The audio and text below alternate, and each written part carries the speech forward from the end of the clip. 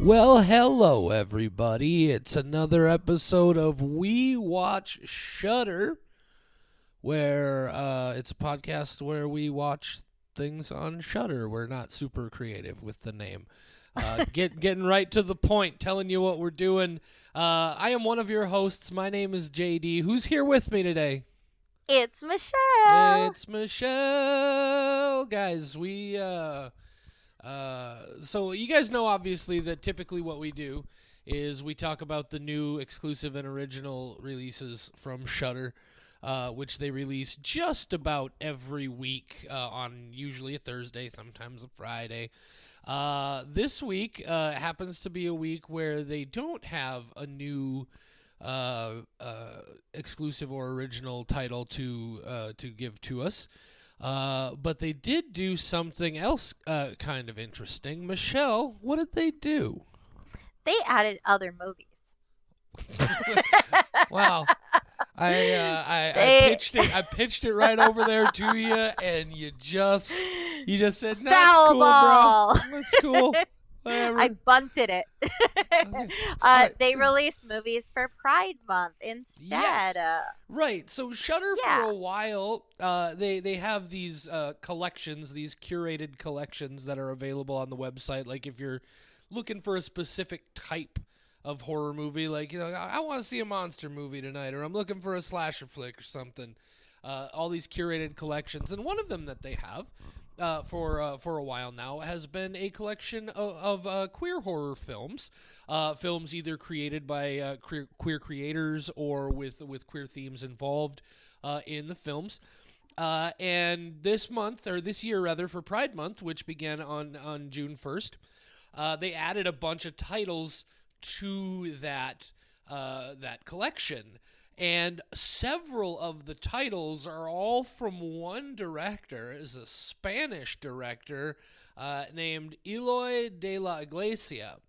And the film that we picked for today is what I have discovered was his first foray into horror filmmaking, and that is Cannibal Man. Michelle, let me ask you.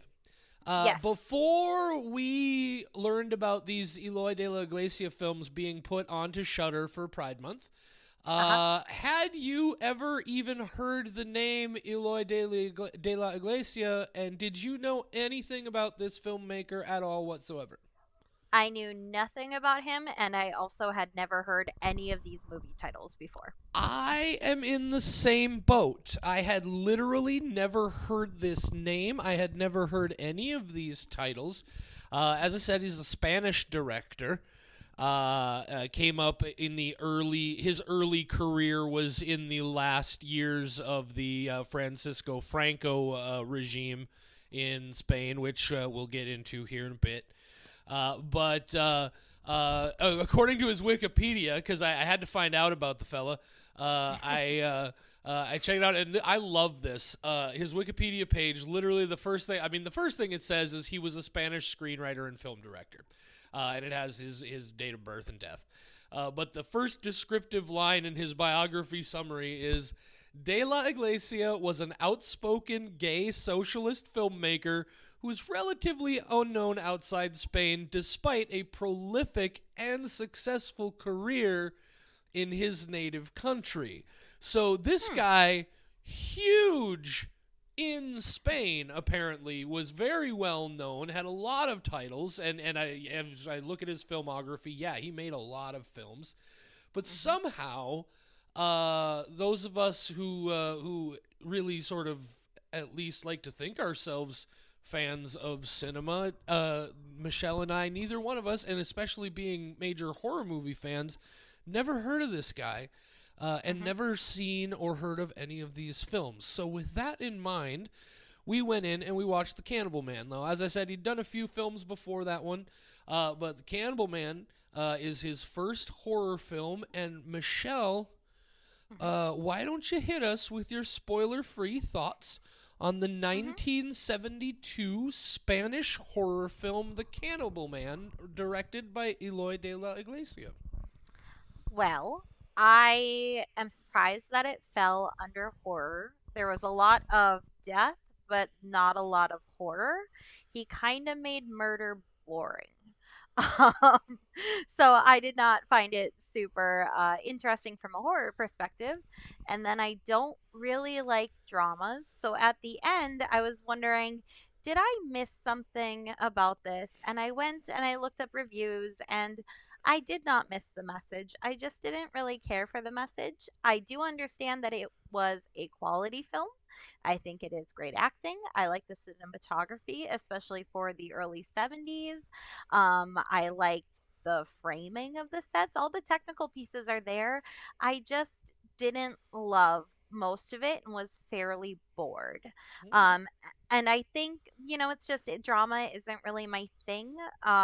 It's very rare that I'm into a drama piece, and this was not horror as far as I am aware. So, despite reading other reviews, it did not change my opinion of the film, and I will just I'll give it a 2. I really didn't care for it. It's not my kind of thing. I thought it was well done, but boring. That is very interesting, Michelle, because I, again, as a person who had never heard of this director or ever heard of this film or seen this film, I, pardon my language, fucking loved it. I thought this movie was great. First of all, Hmm. without getting into any spoilers quite yet, I Hmm. don't understand how you could possibly say that this was not a horror film. It is certainly of its time, but this movie is, I thought, honestly, pretty severe. I thought it was very contemporaneous with another movie that came out right about the same time that a lot of people know, which is Mario Bava's A Bay of Blood, which of course then went on to be aped pretty heavily for Friday the 13th. Hmm. Um, it's definitely more of, I would say, if you're familiar with the Italian giallo, sort of, it's a killer movie, which was the sort of the precursor to slasher films in a lot of ways. Those giallo pictures, things like Dario Argento's Cat of Nine Tails, some of Mario Bava's other films that are skipping my mind right now, and I'm embarrassed about it. But I thought this was very contemporaneous with those.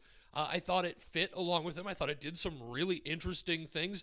I think it's beautifully photographed. What an Hmm. incredibly beautiful movie. And I found the story very, very interesting. I was really taken in by it.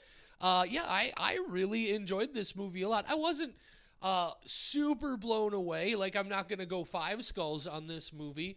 But Hmm. I'm definitely going 4 skulls on the Cannibal Man. Okay. Should tell you, and this is something that you'll find out right away, even if you Google the film.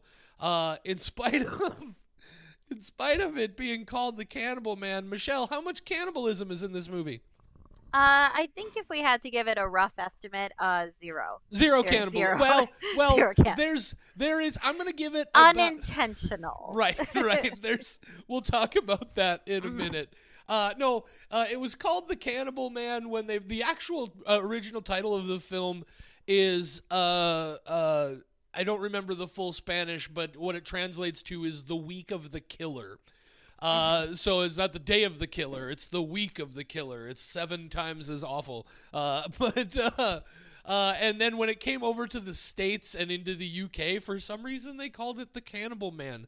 It's also been known in the much more vague The Apartment on the 13th Floor, which doesn't tell you anything It tells you the at all. location, Yeah, so that's but important. I think Week of the Killer. It's right here in front of me actually. La Semana del Asesino.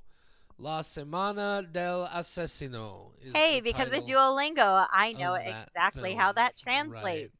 All right, so Woo, well, there you go, Duolingo. guys. This one that I really enjoyed. Michelle, not Hmm. so much. If you want to go check it out, this is where you're going to want to do that so you don't get any spoilers. If you don't care about spoilers, or if you've already listened to the film, you keep on listening here. Hit that pause button before the spoilers come right now. All right, so Hmm. Michelle. Yeah. I honestly, I was very curious while I was watching this to know whether or not this was going to work for you. I guess let me ask you first of all, how much experience do you have with like early 1970s Italian giallo sort of slasher films, like the early Mario Bava and Dario Argento stuff? Yeah, so while I was watching it, I was thinking about how I know that you know a lot about those films Uh huh. and I don't. I Okay. know some shallow Dario Argento things, but that's pretty much it. And I know that what was it that they had an entire collection and I learned about the trilogy last month. I can't remember, but there was some Oh, early Lucio Italian. Fulci, yeah, Yeah, the Beyond and House by the Cemetery and yeah, yeah, yeah. So I have very, very barely dipped my toe in it, and I okay, think it's because it's just not my kind of thing. that's cool. I like the original Suspiria. So there's not things that like I hate about it. It's just not my kind of art. Like I get it, but Sure. it's not the thing that I'm into.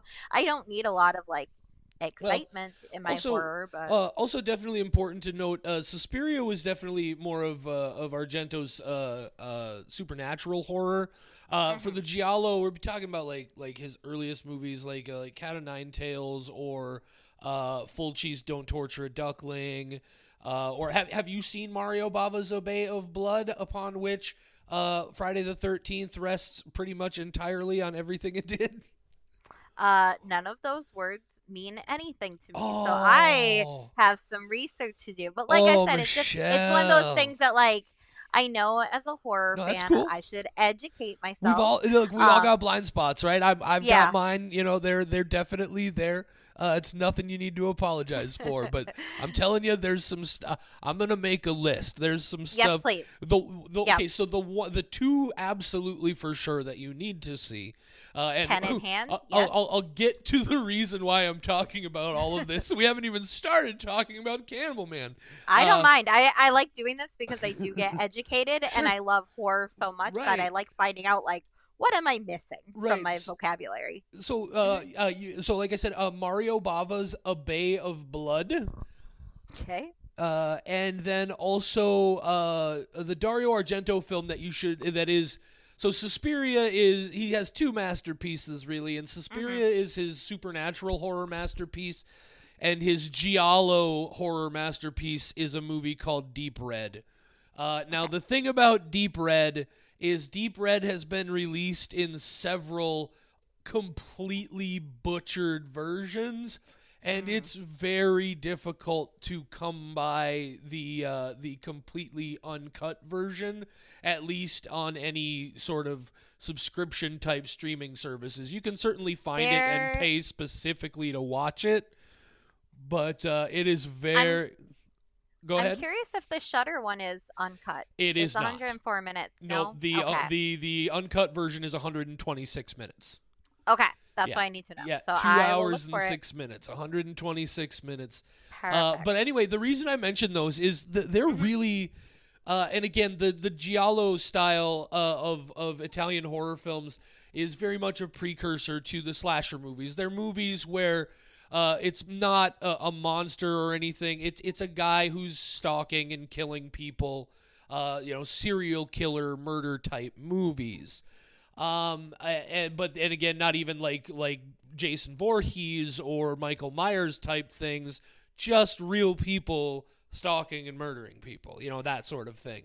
And I spent the vast majority of this movie, frankly, kind of angry that I have made it this far into my life and never even heard of this film. Like, Hmm. this is a movie that I thought was every bit as good as those movies. I think this movie is as good as A Bay of Blood. It's not quite as good as Deep Red, but I got a thing for Argento. That's a personal thing, and we can't. But it's on that level, right? I loved this movie. He fucking takes that meat cleaver and hacks that dude's face in half. How can you say this is not a horror movie, Michelle? Well, first off, I do want to say that I don't really like slashers. So that's Okay. another area Well, where like it didn't hit any of the buttons of things that I like. Oh, I love slasher What movies. I did like was his discussions with the neighbor or whoever it was, The guy who where it lives was in the kind of apartment on the 13th floor with the yeah, binoculars. yeah, where they kind of have like this not explicit, but like this implied kind of relationship Right. that was building a little bit. I actually preferred that more than anything related to the killing. And I was just like, dude, why are you killing people? Just stop. Like, just stop killing them. And it just kind of like was ridiculous to me. I'm like, dude, like, what are you doing? Just stop. Just like, don't kill this lady and then you'll be fine. But he just kept doing it and then feeding them to people. And I'm like, stop. Just stop it. Just don't Yeah. do it. Well, Bro, just stop. Go to therapy. You will be fine. You just need a therapist. Look. And there were like elements of this where I'm like, that's really effective. Like the clock ticking just consistently in the background of like the first scene with the girlfriend that he sound winds up design murdering. on this movie is Yeah. fantastic. And I wrote down this clock sound is effective. And then later on I wrote down this clock is annoying. Like Oh, I I loved it. didn't it didn't hit any of the buttons, and it's one of those things where it's like it's art where I recognize why other people enjoy it. I didn't. It's one Oh. that I know there's nothing terribly wrong. It's just not my thing. All right. It's Well, a slasher from the early 70s. yeah, let me talk about some of the things Yep, that I did you love go about for this movie. So first of all, some of the things that we can probably talk about that you'll agree with, because like you said, you definitely recognize the craft here. Like the cinematography here is fantastic. Agreed. The scene where Marcos and Nestor, that's the neighbor guy, are walking when they take their first walk on the beach at night, and almost everything is in darkness and shadow, and there's just those highlights along the one side of their faces. I loved that. There's that conversation they have later on in the film where the focus is shifting back and forth between somewhat close-ups of their faces. Just incredibly stylistic visuals. One thing I was not expecting, and I sent this message to you immediately, Yes.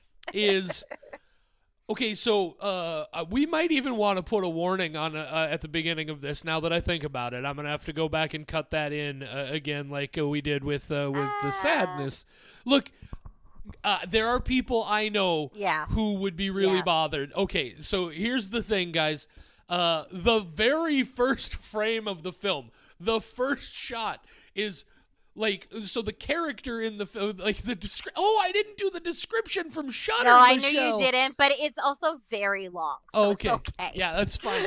So I looked at it and I thought that was a choice because it's No. a very long description. So on in the Shudder. description on the website, it describes the lead character as a butcher, and I feel like that is sort of underselling the point. He's not a butcher.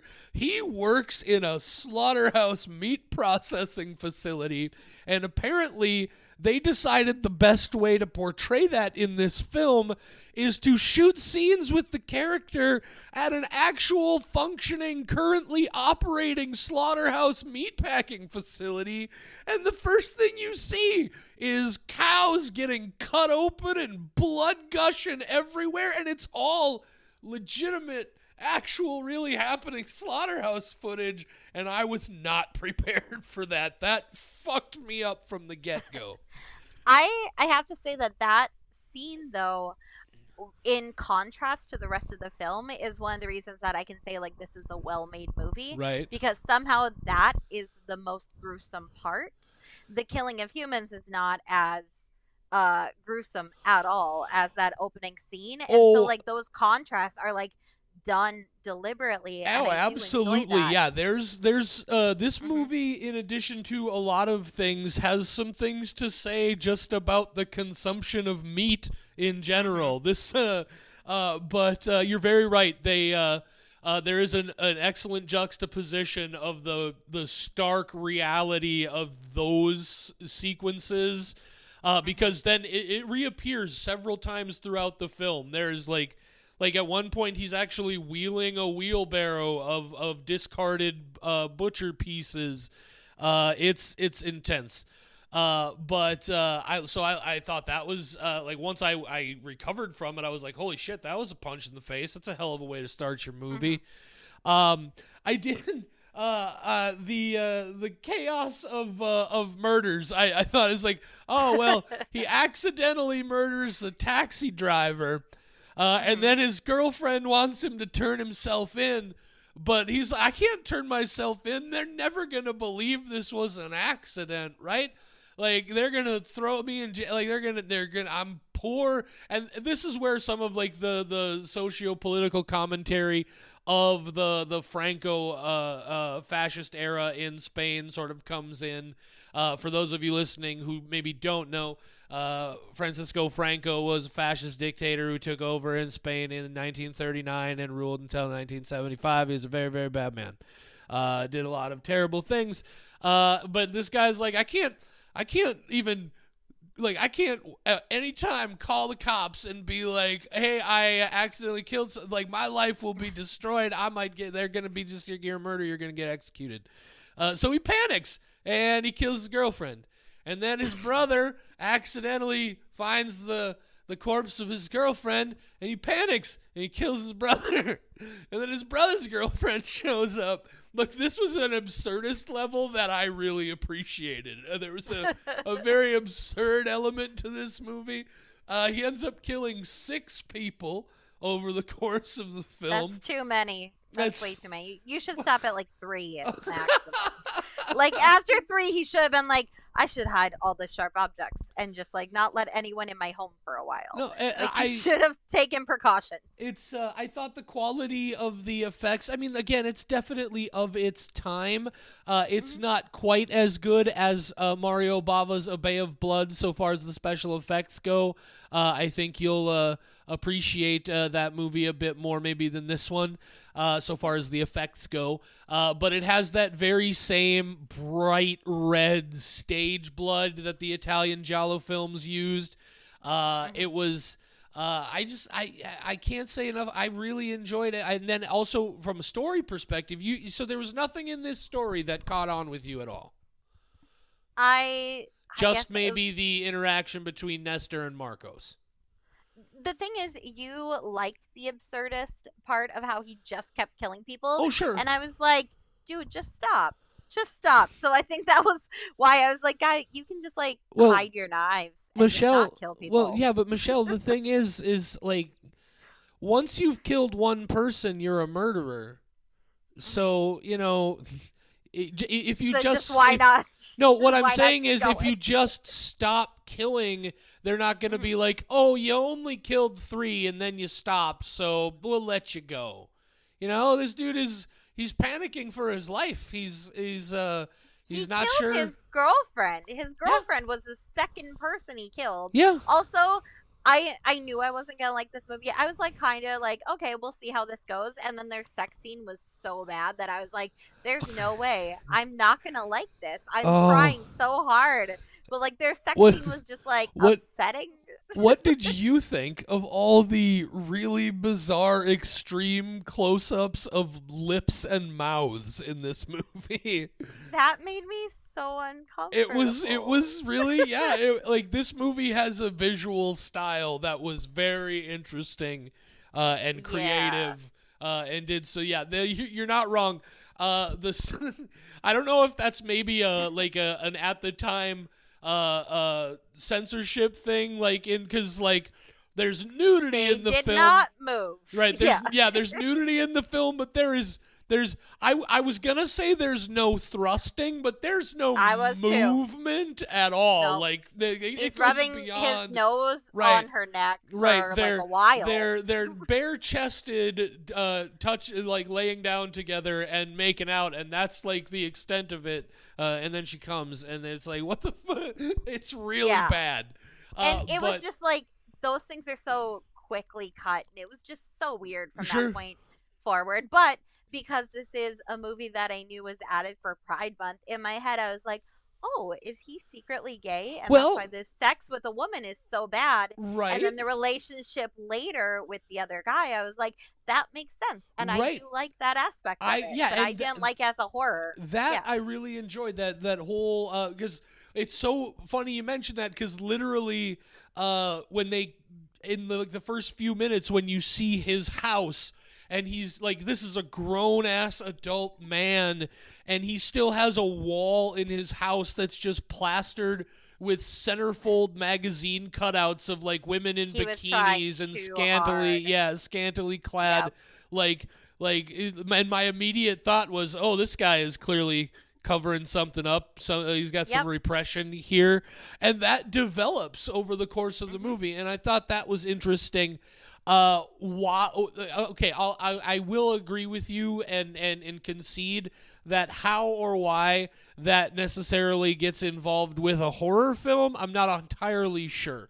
I feel Hmm. like there might be something they're trying to say there about how like perhaps the repression of homosexuality in that era, especially in Spanish culture, was maybe to such a degree that like the first opportunity I got in years was a guy who turned out to be a psychopath serial killer, but I'll Hmm. take what I can get. You know what I mean? Like, I don't Yeah. know if, like, that was an idea I had. I can't say that for sure. So that's another thing I definitely want, as I know a little bit about the politics at play here, but I'm certainly not an expert of the Franco era of Spanish history. I do know there was that great scene in this movie where Nestor and Marcos are just sitting at the cafe, and for no fucking reason at all, a bunch of cops come up to him and are just like, "Hey, what are you guys doing? Let me see your ID." Just start harassing them for no reason at all. And as soon as they find out that one of them is one of the rich people who lives in the tall building, they fuck off and they're like, "Oh, sorry, we'll leave you alone." I like that. I'll be honest with you, that one hit a little close to home. That was Yeah, that was very it's timely. yeah. It's like, oh, maybe there's a little bit more Yeah. fascism in American. Never mind, I didn't say anything, guys. It's I heard fine. nothing. I Nope. didn't. Yeah. So, no, I really appreciated this movie a lot. Obviously, yeah. I mean, if it's not your flavor, I mean, it's not your flavor. It is what it Yep. is. I tried But really, really hard to like it and right. just couldn't. No, that's fair. You know, we've bumped into that with me as well on the podcast Hmm. in the past. So yeah, I think what I can say for sure is if you are into that type of stuff, if you really like the early mid '70s Italian giallo films, I cannot recommend The Cannibal Man enough. I really loved this movie. I'm definitely gonna watch it a couple more times as soon as I get the chance. This one I think is a fantastic, and I think it's also again a travesty that somebody like me who likes this kind of movie made it Hmm. this. I've known about A Bay of Blood since I was 17, and I just found out about Week of the Killer, The Cannibal Man, at nearly 42 years old. That's ridiculous. I'm definitely going to be checking out some of the other movies by Eloy de la Iglesia on Shudder. You should do that. And if you see any that are not like humans killing humans, which is just not my Oh, thing, like pass them on to me. I'll well, give them another shot. here's what I do know is some of the later ones. There's one called Navajares, one called El Pico, and one called El Pico 2, which apparently are something, some kind of weird, very Spanish specific exploitation film about juvenile delinquency. What did they call this? Queen Quinqui, Queen is a Spanish exploitation film genre that was most popular at the end of the 70s and in the 80s. Films were centered around underclass delinquents, drugs, and love, and usually starred non-professional actors picked off the street. So I don't know. Interesting. So those I don't know are going to be super of a real horror bent. The other one that I'm Mm. going to right away is the one that is actually his movie that came out right after this, called No One Heard the Scream, which is Yeah. also up there. So I'm going to be checking that one out. So I guess that. I mean, there's not really a whole lot else to say about this one. What we ultimately came to is, if it's your flavor, you're probably gonna really dig it. But it wasn't Michelle's flavor, and that happens It's sometimes. just not my flavor. I mean, I like vanilla. That's like one of my favorite flavors. I do So I'm enjoy. a very boring Oh, person a oh, lot of the please. times. I like things that will emotionally disturb me, or else I'm not interested. Those are Right my on. two levels. No, that's fair. That's very fair. All right, guys, we want to thank you so much, obviously, for checking out We Watch Shudder once again. Make sure you check out, take some time and spend some time with that queer horror collection on Shudder. There are some great titles in there for you to check out. I certainly haven't seen them all because, good God, who has? Well, Michelle probably has, frankly, but I had seen a lot, but there are some that got added to my list this month. So right I will on. be engaging in some queer horror. Right on, and just happy Pride Month, you guys. And enjoy Hell it, yeah. celebrate as much as you can. Maybe eventually, sometime we won't even have to have Pride Month anymore because everything will just be fine. We can always dream. Wow, you made me really sad, like right at the end. So thanks. Sad. I Yeah, just because like of where we I are was as a trying to do like society. a keep hope alive kind of thing, and apparently Yeah, I you're really missed the target. Oh my no, God, I'm so to you sorry. it might have been hopeful, but to me I'm like, Oh, oh God, we are so far away. okay. Well, yeah, hey, journey of a I'm thousand gonna, miles you begins know with a what? single step, or whatever that I Asian I'm fella said. I'm gonna go watch that movie where lesbians kill people, and I'll feel better again. Right, Happy Pride Month. which movie are you talking about? There are a bunch. I know. I looked all of them up. All right, guys. Thank you so much for joining us. Say goodnight, Michelle. Good night, Michelle.